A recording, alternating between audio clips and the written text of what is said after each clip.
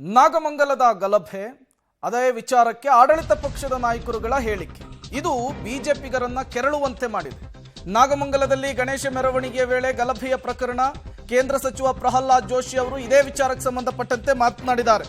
ಇದೊಂದು ಪೂರ್ವ ನಿಯೋಜಿತ ಕಾರ್ಯ ಅಂತ ಹೇಳಿ ಅವರು ಬಣ್ಣನೆಯನ್ನ ಮಾಡಿದ್ದಾರೆ. ಓಲೈಕೆಯ ರಾಜಕೀಯದಿಂದ ಈ ರೀತಿಯ ಧೈರ್ಯ ಬರ್ತಾ ಇದೆ ಅವರಿಗೆ, ಕೋಮುವಾದಿಗಳಿಗೆ ಸರ್ಕಾರದ ಸಹಕಾರವನ್ನು ನೀಡ್ತಾ ಇದೆ ಎನ್ನುವಂತಹ ಗಂಭೀರ ಆರೋಪ ಮಾಡಿದ್ದಾರೆ. ಬಿಜೆಪಿ ನಿಯೋಗ ಘಟನಾ ಸ್ಥಳಕ್ಕೆ ಹೋಗ್ತಿದೆ, ಅಗತ್ಯ ಬಿದ್ದರೆ ದೊಡ್ಡ ಮಟ್ಟದ ಹೋರಾಟ ಕೂಡ ಮಾಡ್ತೇವೆ ಅಂತ ಹೇಳಿ ಕೇಂದ್ರ ಸಚಿವ ಪ್ರಹ್ಲಾದ್ ಜೋಶಿ ಅವರು ಗುಡುಗಿದ್ದಾರೆ. ಪೂರ್ವ ನಿಯೋಜಿತವಾದಂತಹ ಕೃತ್ಯ, ಓಲೈಕೆ ರಾಜಕಾರಣದ ಪರಾಕಾಷ್ಠೆಯನ್ನ ತಲುಪಿರುವ ಕಾರಣದಿಂದಾಗಿ ಈ ರೀತಿಯಾದಂತಹ ಧೈರ್ಯವನ್ನ ಮಾಡ್ತಾ ಇದ್ದಾರೆ. SP ಅವರ ಹೇಳಿಕೆಯನ್ನು ನೋಡಿದೆ, ಆ ರೂಟಲ್ಲಿ ರೆಗ್ಯುಲರ್ ಹೋಗ್ತಾರೆ. ಕಳೆದ ಬಾರಿ ಗಲಾಟೆ ಮಾಡುವ ಪ್ರಯತ್ನಗಳಾಗಿತ್ತು, ಅದರ ಹೊರತುಪಡಿಸಿಯೂ ಸಹಿತ ಮುಂಜಾಗ್ರತಾ ಕ್ರಮ ಕೈಗೊಳ್ಳಲ್ಲ.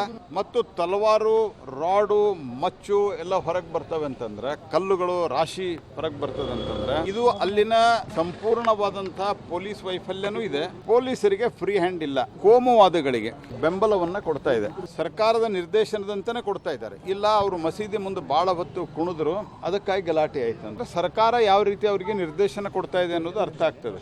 ದೊಂಬೆ ಗಲಭೆ ಎಬ್ಬಿಸ್ತವ್ರು ಅವರು ಅರೆಸ್ಟ್ ಎರಡು ಕಡೆ ಮಾಡ್ತಾ ಇದ್ರು. ಇದೇ ನ್ಯಾಯ ಇದೆ. ಅಲ್ಲಿರುವಂತ ಇಸ್ಲಾಂ ಮತಾಂಧ ಶಕ್ತಿಗಳನ್ನ ಮೆಟ್ಟಿ ಹಾಕಬೇಕು ಮತ್ತು ಕಟ್ಟುನಿಟ್ಟಿನ ಕ್ರಮ ತೆಗೆದುಕೊಳ್ಳಬೇಕು.